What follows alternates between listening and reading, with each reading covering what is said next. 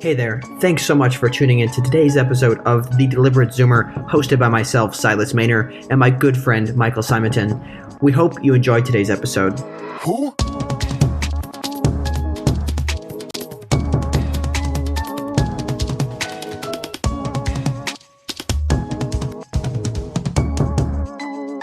Hey, welcome back to The Deliberate Zoomer with Michael Simonton and myself, Silas Maynor.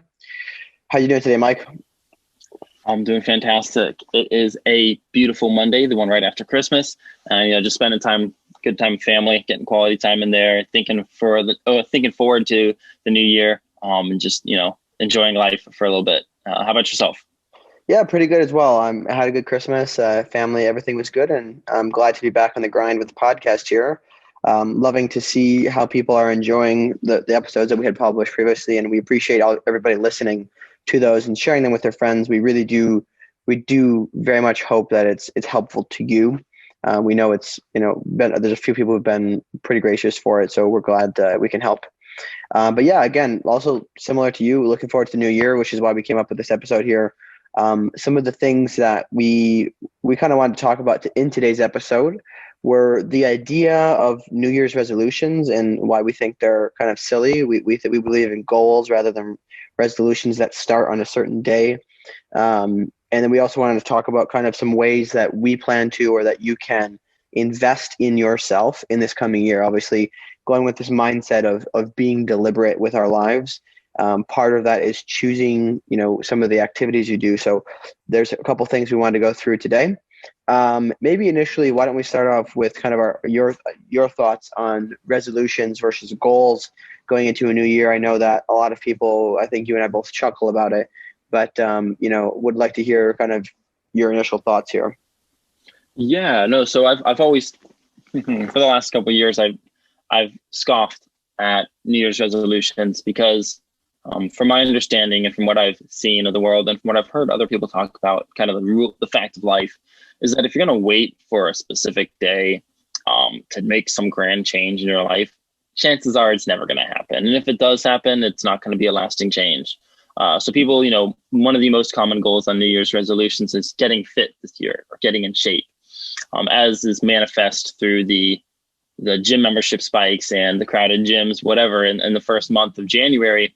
But what we found is that, come February, it's like 95% of those people aren't going anymore. Because like I said, they put everything off until the new year and like, oh, I'll start then. And then the new year comes and they do, they start, they get in there for a week or two and then they stop. And it's because, they don't set up, like they set up a resolution that, I'm going to work out every single day or whatever it is, as opposed to finding a goal and then figuring out how to work towards that and actually, being intentional and deliberate about that. So, I laugh at New Year's resolutions because, well, yeah. If it was really important to you, you wouldn't wait till tomorrow. You wouldn't wait till the new year. You'd do it today. So if that's the case, you're probably not going to hold yourself accountable or commit to that in the new year. Yeah, because it's like you're pairing this idea that I'm going to change, I'll be better tomorrow, with procrastination. And it's like so counterproductive, right? You need to take that initiative right away. And if there is something really that needs to be changed in your life, you should do it today. I think maybe it'd be good to chat about the idea behind, people say like, I think that's a good example, it's probably the best example is like, I'm going to get in shape this year, right? Or I'm going to get in better shape. That's such a nebulous thing to say. And also, why are you trying to get in shape, right? If you're just saying I want to get in shape because you maybe want to ignore the other things that you could change in your life, I would assume that there's a number of people who they have other maybe emotional things that they should deal with, but they're just like, oh, I'm just going to focus on getting in shape, right? But if you could figure out why, like what is driving you to do that? Is it because you want to look better? Is it because you want to be able to help your wife out more? Is it because you're trying to look good at the beach? What is the purpose behind it? And if you can remember, like, what is your end game? What is your purpose? Then it might help you to stick to that resolution for a lot longer, right? So I think that that's something to think about is what is the purpose behind it? What is my end game with it? Kind of like the goal, right? So if your goal is I want to live to 120. Like, how are you going to do that? You're going to have to stay in shape to do it.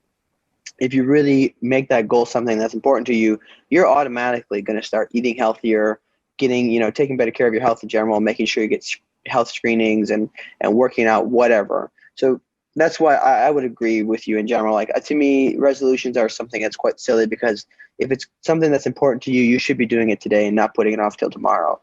Um, yeah. Is there anything else you wanted to add on that point, or do you want to kind of move on to the investing in yourself? Yeah, no. So one other thing is like I think one of the biggest issues with people in their New Year resolutions is they plan to drastically change their life on January 1st of the new year. And they set their goals and ambitions way too high. I mean, they're like, oh, next year I'm going to be in shape. So they're like, all right, I'm hitting the gym every single day, every single weekday, or whatever it is. And then they create what they have created, what they're trying to accomplish is just outside. It's too much of a change. And it's outside of their bandwidth. So they're like, they start off too strong. And this is where, like, if you're going to wait, don't wait till tomorrow to make the changes, do something today towards that end goal. So like New Year's resolutions, if people are committed to like, I'm going to change my diet completely. I'm going to work out every day. I'm going to read a book. I'm going to do this. I'm going to do that. And it's just too much. Like, instead of actually just slowly ramping up by prioritizing those things and realizing they're important and then building that momentum, they're just trying to, like, I don't know, eat the whole elephant. Like, no, you eat the Yeah. elephant one bite at a time. Yeah, and I think that maybe a way, if somebody, let's say hypothetically, somebody's 200 pounds and they want to be down to 150 or something by the end of the year, like, that is a large chunk, especially in January 1, 2, 3, 4. You need to, if you really care about something like that, we applaud you, but break it down so you understand that this is going to be a journey, right? Make it into your daily habits. Start today, for kind of loud. Start with your just, I'm going to get up and I'm going to do 30 minutes of walking every day, or I'm going to take cold showers to get my heart rate going up. Like, different things that you can do that you need to do every single day to help you get onto the path of this journey so that you'll end up at your goal. Don't try to bite it off. Like you said, that's a good analogy. Don't try to eat the elephant with one bite. You gotta take it small bites. Yeah, so let's move on into the second segment here, essentially talking about ways to invest in yourself. So kind of a little bit of background for people listening and to how we wanted to come up with this discussion here is that coming back from to my home state of Wisconsin for the holidays, I've been able to reconnect with a number of my friends, and I kind of saw two patterns with my friends that I've reconnected with that I had been 7-10 months ago I had seen last, and really chatted with them. And some of them have improved and some of them have really either just stayed in the same spot or maybe even fallen back a little bit in terms of societal status or whatever it might be, like in general areas of like health, finance, career, etc. And the thing that to me seems like the differentiating factor between those two factions of friends now is who invested in themselves and who didn't. So when I say investing in yourself, I know, to do a bit of research for this podcast, I went out and looked for some of these things that people might have thought of to invest in themselves. And they all talked about investing in physical, in dollars and cents. But we're talking about investing in yourself with like different learning and just taking care of you. So are there any initial thoughts you want to share before we go off into some of these specific things that you can do, Mike? You kind of, I mean, so, you brought up that, thinking back on it for me, like, for instance, my roommates, Aiden, Kaylee, and myself, we all lived in Georgia together for about, a year and a half now. And we were just talking about this before we came down to visit our families in Florida. And we look at, we're really talking about their families, but like they, over the last year and a half, they haven't changed at all. They're still very much the same people doing the exact same thing and their exact same routines, and nothing has changed. They haven't grown, they haven't developed. And that's because they haven't invested in themselves. And it's like, people talk about, all these, everyone's trying to find the next big thing that's going to change their life. It's just investing in yourself, because that's compounding effect. And who wouldn't, like, if you think about it, ours and our goal to be like the best person we can be and to grow and develop every single day. And the way to go about that is investing in yourself. So it's imperative. Like if I don't know anyone who'd want to look back at their life and realize that they spent the last 3 years being the exact same person, doing the exact same thing with the same thoughts because they never took the time or energy or whatever it is to just take a moment and pour into themselves with some good knowledge, information, resources, whatever it is. Yeah, I think that that's a good point. If you I can't imagine what it would be like to look 3 years and say that I've been the same. Because for me, my life has constantly been changing up to this point.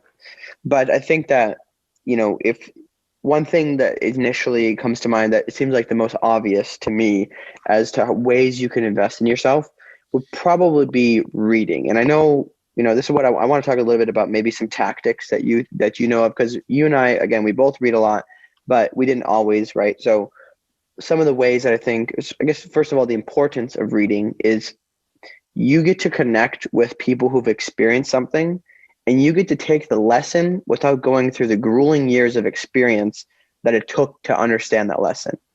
And to me, it's like adding all of these years of experience into you. If you really take ownership of those books and those authors. So I think that that's a really important factor. What are some other important factors that you feel about reading, or things that you've gained specifically from this habit of reading? Just growth. I mean, there's not like you could pinpoint specific things, but it really, every single book is, like you said, you're just basically taking a hard drive and just downloading more data into your mind, or you're rewiring your new software into your brain every time you read and consume a book, because you're taking someone else's experience, you're taking their synopsis of that, their summary, and you're just learning from it and growing. And, there's this saying, it's like, I got where I am today by standing on the shoulders of those who came before me. And like, if you want to look at a very practical application, with reading, it's like technology.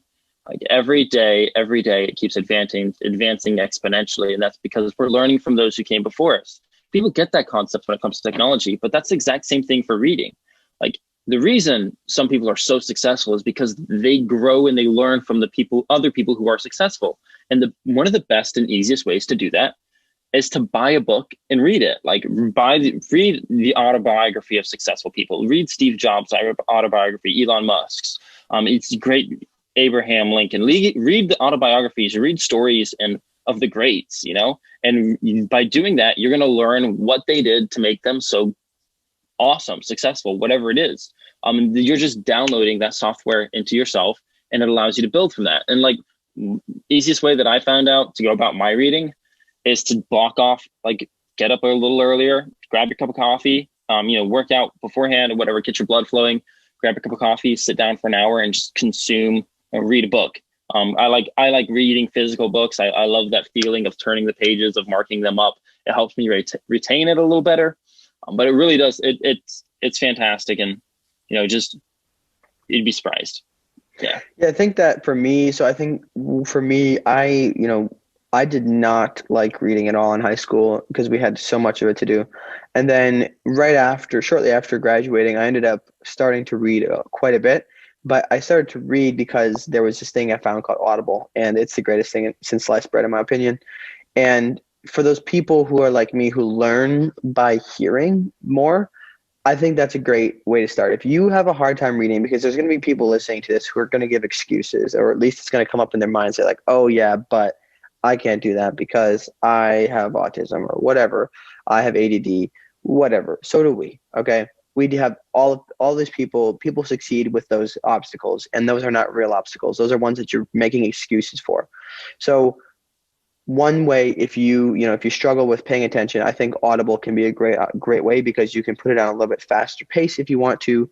You can get that information at a quicker pace. You can pause it, take a couple notes if you need to.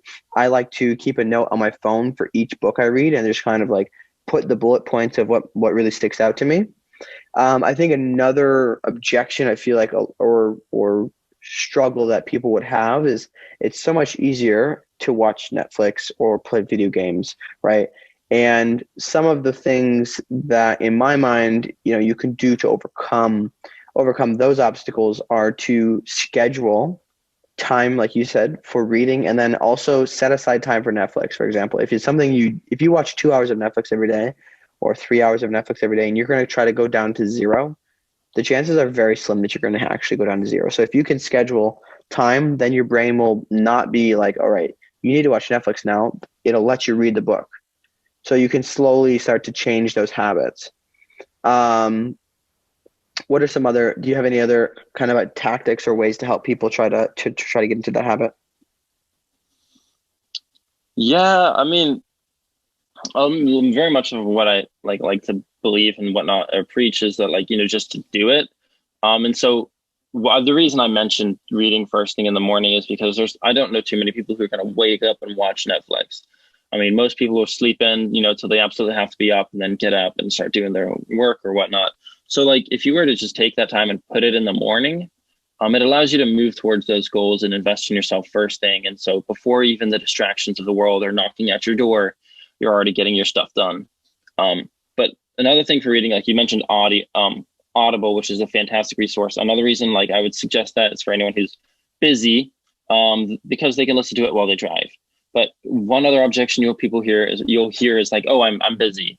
Like, yeah, what are you busy with? Video games? What are you busy with? Because what you're really busy with, in like many instances, if you want to see your future, if you want to know what's important to you, look at where you spend your time. So, like tying it, what we said in some of those previous episodes is like you have to be honest with yourself, but like realize what's important to you, and if you're not learning or growing from the Netflix necessarily, so why not just take a little bit of time and do that? Like that's like there aren't really too many tactics. It's reading a book. Like it's as simple as picking it up and cutting out distractions. So yeah, no, to that point then, find a quiet spot, schedule some time out, put your phone on airplane mode, throw it in the corner, leave that alone for 20, 30 minutes, whatever it is. Cut out those distractions. If you're reading a physical book, grab a pen and paper, or grab a pen and mark it up while you read. It'll help you remember. And if you're doing audiobooks, then just find a quiet spot where you're allowed to actually focus on what's being said. Or if you're driving, that's fine too. But take those notes and just make sure you're actively engaging with the content that you're consuming. Yeah, I think the last thing that I would add to that is I know that with the Praxis Accountability Group does it is if you're trying to set a goal of reading, set a number of pages and get a partner or somebody that's going to keep you accountable. Say, hey, did you read X amount of pages this week? So making a specific title, a specific number like that you can track instead of just saying, oh, I'm going to read more. No, I'm going to read for 30 minutes. I'm going to read 100 pages this week or whatever. So I think that's another important thing. One thing that I think is also really helpful to invest in yourself, and it's very, very simple because we all do this already, is, we all go on YouTube to watch things. Now, if you're going to go on YouTube, instead of watching pointless music videos or whatever to keep up with pop culture, take some of that time and start looking up things that you're interested in.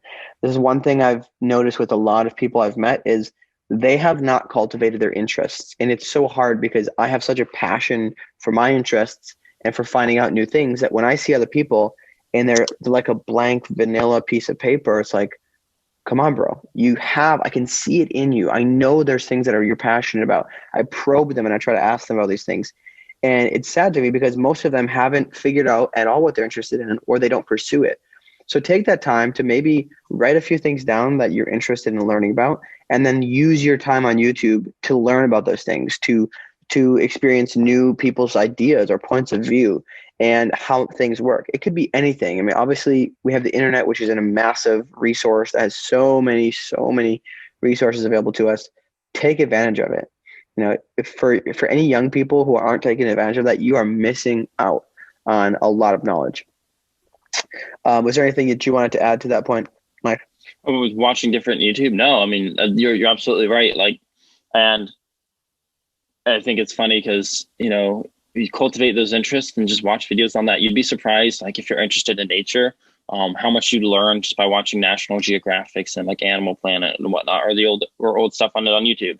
Or if you're interested in trains, like I'm sure there are plenty of channels on YouTube, and just cultivate that interest, take a little bit of time and then just learn about those things that you're interested in. And that the accumulation of all of that later on is going to be so drastic, and it'll be really, I'll say you'll be surprised, but no, it actually is quite shocking when like you're just interested in something and you consume information or data or information, whatever, on it for a couple of weeks, and then you look back and you're like, wow, I'm actually somewhat of an expert on this now because I've just spent so much time invested into it, and it didn't feel like anything because you're doing it daily and you're doing a little bit at a time.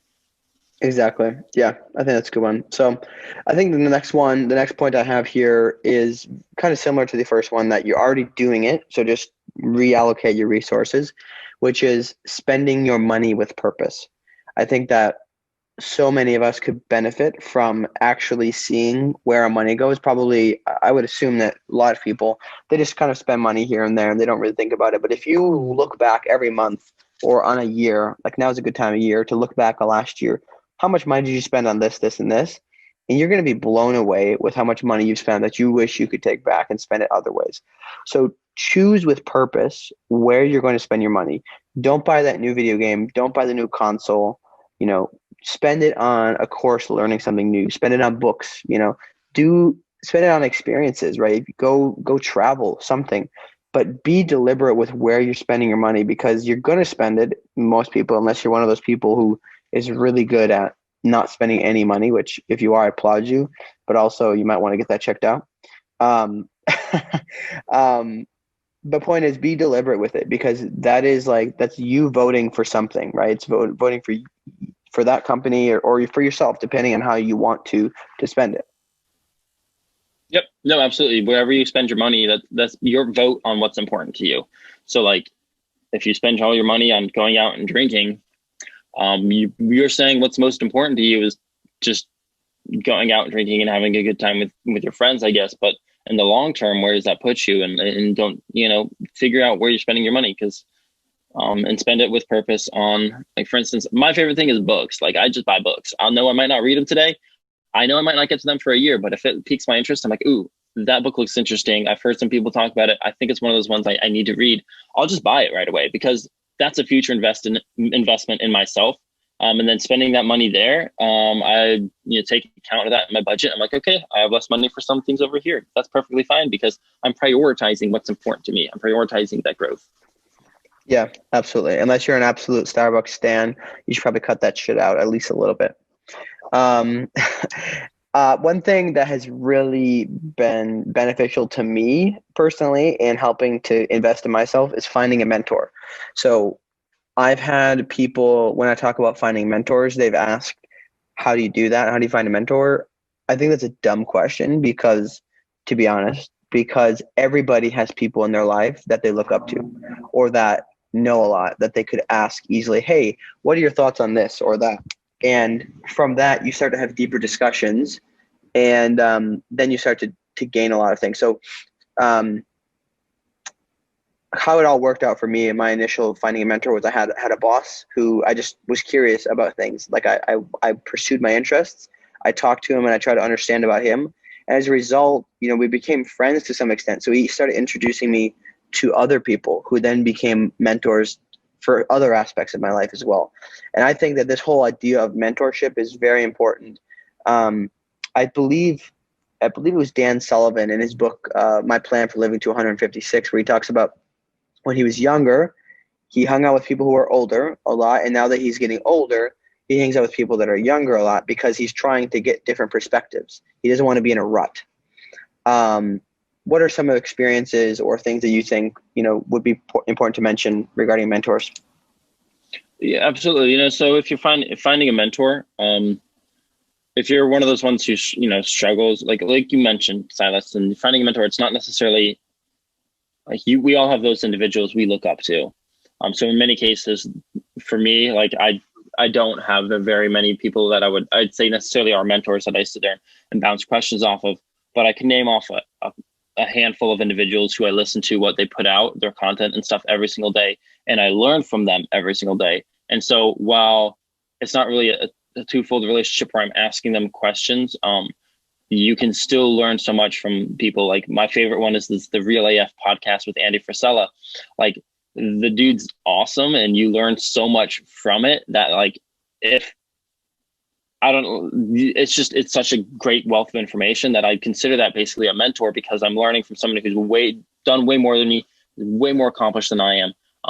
And then that is something that I need to be doing this year. And honestly, is finding an actual legit mentor or someone to have regular meetups with or whatnot to grow and develop. So I'll let you know next year on how much it's changed me.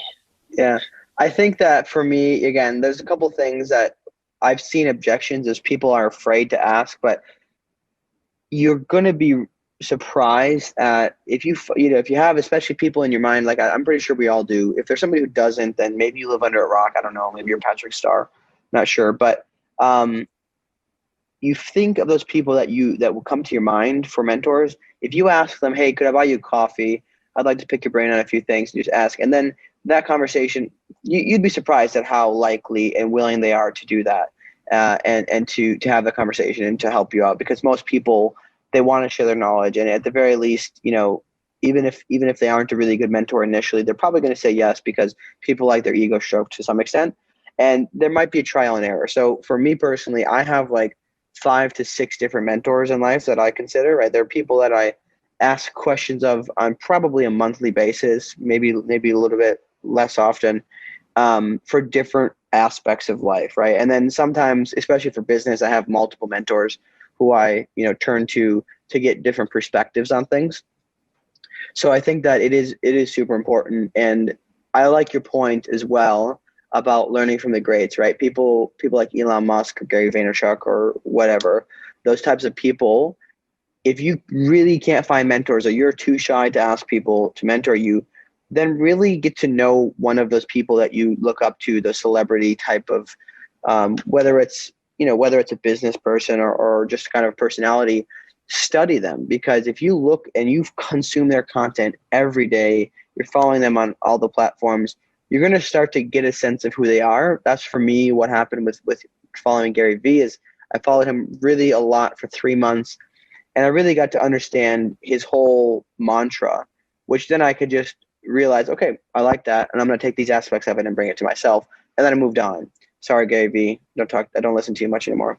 Um, but anyway, so that's my thing with mentors, is they've been very helpful for me, especially because of the weak ties and the connections that they can help bring.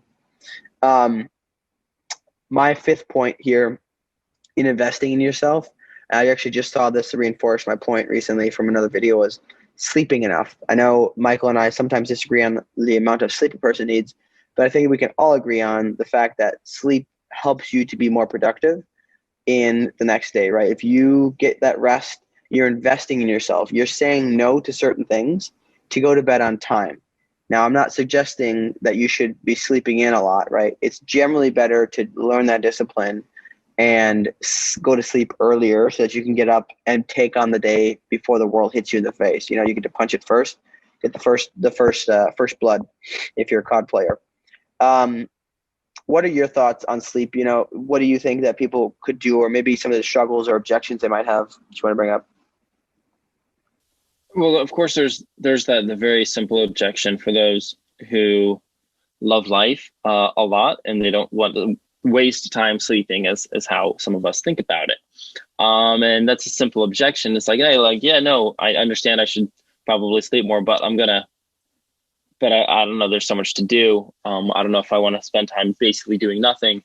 And that's the real misconception there, is that while you're sleeping, you're not doing nothing. You're recharging, you're letting your body heal and regenerate.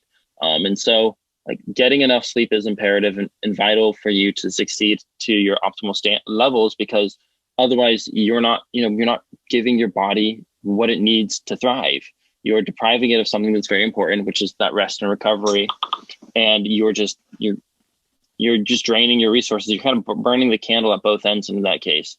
Like if you want to be able to sustain whatever it is in the long term, you definitely need some sleep. So yeah, no, the simple objection is no, I love living. I'll sleep when I'm dead. Okay, you'll probably die a lot sooner if you're not sleeping. Yeah, there's a lot of truth to that. And that's one thing I would guess I should bring up is, for anybody who doubts the fact that sleep is extremely important for you, especially all those Jocko Willink fans, Michael, definitely read this book I read a while ago called Why We Sleep by Matthew Walker, PhD. Anybody listening, that is an amazing book filled with just all just results of countless sleep studies and different things of how it affects you, right? If you think, I think to your point specifically of not sleeping is going to result in a shorter life, there's a lot of reasons why that could happen, because not enough sleep is really bad for driving, right? You're actually worse than a drunk driver. You're shortening your life by not getting enough sleep in general, like at the long run, not even counting accidents that could happen because of it. And sleeping enough results in better memory, higher level of happiness and security in your life. So there's a lot of reasons why to sleep enough. And I think to me, that's one thing that I've benefited a lot from is learning to have that investment in myself and not being afraid to take the time to go to sleep early. I know it's hard, but I would definitely recommend focusing on that. One of the other things here, I guess we've sort of talked about it already. Maybe you don't have to go too much into it, but is the idea of pursuing your interests, right? So many people have interests, but they don't pursue them because they're just going with the flow, right? They're not really thinking about life.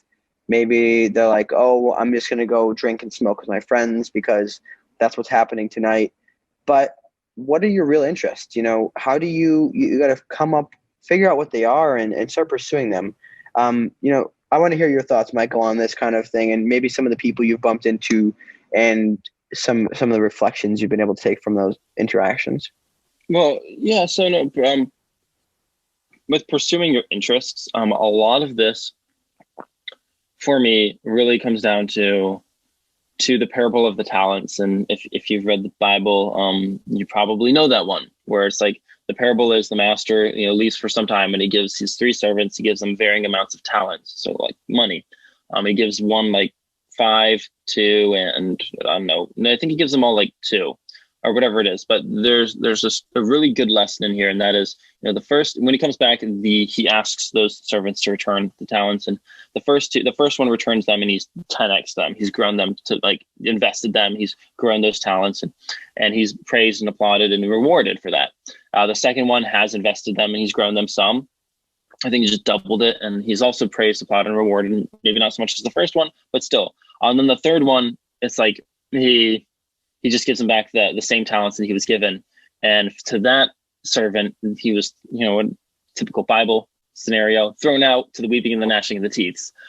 Basically, what this is to me is like, we've all been given specific interests, desires, passions, talents.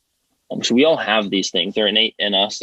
And it is our duty. It is our job to pursue those to the highest extent possible. So pursue your interests, not because not even necessarily because you want to, or because you think because it fascinates you so much. And if they're interested in it, it should, but do it because it's kind of your duty as an individual. Like you want to be the best you want to contribute, you want to help, you want to be the best you can be for your family, yourself, society, community, everyone, your country. And you do that by pursuing your interests and by growing and developing in all those things. And so, I think it's imperative. I think it's something we all absolutely have to do that many of us neglect, is that pursuit of our interests, because that's where we're going to have the opportunity to give back so much more. And I know that was a bit of a rant, probably not what you were expecting to hear, but pursuing your interests is a vital part to being the best person, the best version of yourself you can be. And we owe it to the whole world, we owe it to ourselves, to our family, to our God, to be that version. I think that's really, really well put. And I appreciate that kind of, if you will call it a rant. I think that was good. I think that one thing maybe also to mention is that from what I've gathered when I've met people is that when the people that I know who are the happiest are the people who have found out what they're passionate about. So it's not like you get a sticker or a card like you're playing the game of life that says this is what you're interested in when you're born. You got to figure it out, right? They are built into us, but you have to follow them and figure out what it is. And if you can make a career out of something that you're passionate about, you're going to live a happy life. So I think that's important. Final thing here that I want to bring up, unless there's anything you want to bring up afterwards as well, is investing in yourself by journaling. Figuring out your thoughts is something that I think most of us, and maybe I'm speaking for myself only, but I feel like most of us struggle with figuring out and understanding the happenings of the day, what's going on in your brain, and simply at the end of the day, journaling and writing down, what events transpired, just that act, because your brain is going through and reprocessing it and trying to take out the lesson. That is something that I think can be very, very helpful to invest in yourself in this coming year. What are your thoughts on journaling or any other things you wanted to add? Journaling allows you to think through everything that's going through your head, to thoroughly think it through to the end. So like I've scoffed at journaling throughout different points of my life. But it's a very invaluable resource. It helps develop your thoughts too. So, say you wake up and you have this idea, if you start journaling about it, you're going to take that thought and you're going to work it through till the end, which is something you probably wouldn't do if it was just something that you left stuck in your head, because you probably get distracted and forget about it. So I think it's important, it's imperative to actually, take some time and journal. It's a huge opportunity for investing in yourself. And it's one of the more sort of undervalued ones or neglected. So yeah, I just agree with you on that for sure. Awesome. Yeah. So I think that covers mostly everything. Was there any other maybe ideas that you have kind of at the end here to wrap up with other ways that people can invest themselves in the coming year here? Maybe close off and circle back to the goals at all? Yeah, no, absolutely. I think there's one more that could be added that would be actually super beneficial, which would be to do something difficult. Um, Basically, do something difficult, something uncomfortable, something you don't want to do, and do it regularly so that you can develop that self-discipline. Because that is a huge investment that you can make in yourself. And the best way to do that, is to just do something difficult. So. Yeah, I think that's good. I think, obviously when people think about doing something difficult, it's got to be also realized that I think people sometimes put such a false expectation on themselves that's too hard, because you're doing this huge, tough thing. You're not going to be good at it overnight. You're going to fail, but that's okay. Like, we all fail. Don't beat yourself up over it. Just keep trying and keep working towards that better you, right? You're not trying to be perfect. I think I just saw this today from Simon Sinek, is the goal isn't to be perfect. It's to be better tomorrow, right? So if you're constantly working on becoming better tomorrow, don't worry about a year from now. Just be better tomorrow. So I think that's a good one to end it on.